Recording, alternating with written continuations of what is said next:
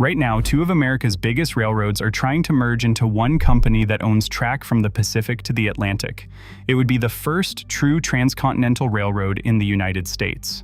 $85 billion, 50,000 route miles, 6 states down to 5, Class 1 railroads. Union Pacific and Norfolk Southern are calling it the Great Connection. They say it will cut costs, speed up freight, and finally give America a single-line coast-to-coast railroad. Here is the part nobody is saying out loud. If this merger goes through, the United States will have done something almost nobody expected. It will have built something that looks a lot like a nationalized railroad, owned by two companies, run for shareholders, and even less accountable to the public than before. This is not the nationalization video you have seen before. This is what happens when consolidation gets so extreme, it starts looking like the thing it was supposed to prevent. So let us get the facts straight first, because this story moves fast and most coverage buries the actual mechanics. Union Pacific and Norfolk Southern agreed to merge in July 2025. The combined railroad would span both coasts and eliminate something called the watershed. That is the zone roughly along the Mississippi River where western and eastern freight currently has to hand off between carriers. Every handoff costs time, money, and reliability. UP and NS say killing that handoff is the whole point. The companies filed their formal application with the Surface Transportation Board, that is the federal agency that has to approve any Class 1 railroad merger, in December 2025. It was a nearly 7,000-page filing, and then something interesting happened. The board rejected it. In January 2026, the board said the application was incomplete and sent it back. Union Pacific and Norfolk Southern refiled in April. The board finally accepted that revised application in May 2026, but even then, they paused the whole review and ordered the companies to hand over more supplemental information by the end of July. This is the first major rail merger to be tested under stricter rules the board put in place after the last wave of mergers in the 1990s went badly. Translation: the board is not just rubber stamping this. They are making Union Pacific and Norfolk Southern prove the merger actually helps the public, not just shareholders. If approved, the companies say they expect to close the deal in early 2027. Here is why the board is being cautious, and why you should be too. This isn't America's first attempt at a merger that fixes everything. In 1996, the Surface Transportation Board approved the Union Pacific and Southern Pacific merger under a much looser set of rules. What happened next was a mess. Congestion, service collapse, and gridlock were so bad it triggered a federal emergency order just to keep freight moving in parts of Texas. A few years later, in 1999, Conrail, the quasi-nationalized freight company from the 1970s we had talked about before, got carved up and sold off to CSX and Norfolk Southern. That merger also caused years of service breakdowns. So when regulators look at the new Union Pacific and Norfolk Southern deal, they are not looking at it in a vacuum. They're looking at it next to two previous "trust us, it will be fine" mergers that were not fine. And the opposition lining up against this deal is not what you'd expect from a typical corporate versus environmentalist fight. It's farmers, it's chemical companies, it's steel manufacturers. The American Farm Bureau Federation, the American Chemistry Council, the American Iron and Steel Institute, and shipper groups have all raised the alarm that a single coast-to-coast railroad means less competition. And less competition means whatever price Union Pacific and Norfolk Southern decides to charge, you pay. Even Senate Minority Leader Chuck Schumer called it a hostile takeover of America's infrastructure, warning about monopoly power, service decline, and higher costs.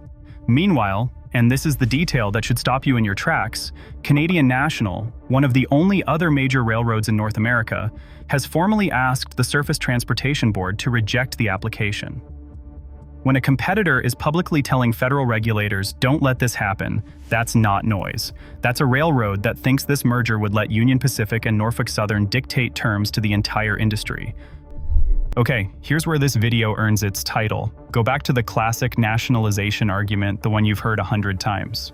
Countries with the best passenger rail in the world, Switzerland's SBB, Germany's DB, France's SNCF, Japan's JR, they all share one structural trait. A single entity controls the track and the infrastructure across the whole network, instead of a patchwork of competing private owners fighting over right-of-way. Now look at what Union Pacific and Norfolk Southern are proposing. One company, coast to coast. Every major freight corridor in the country, under one roof, with no handoff points, no competing dispatch priorities between two companies, one unified operating plan. Structurally, that's strikingly similar to what a nationalized network looks like. The difference is who's accountable when it goes wrong. When SBB underperforms, Swiss voters and the Swiss government can act. There is a direct line of accountability because the public owns the asset. When UP and NS underperform, and history says post-merger railroads usually do underperform for the first several years, the accountability runs through shareholders and a federal board that can fine them, but cannot actually take the keys away.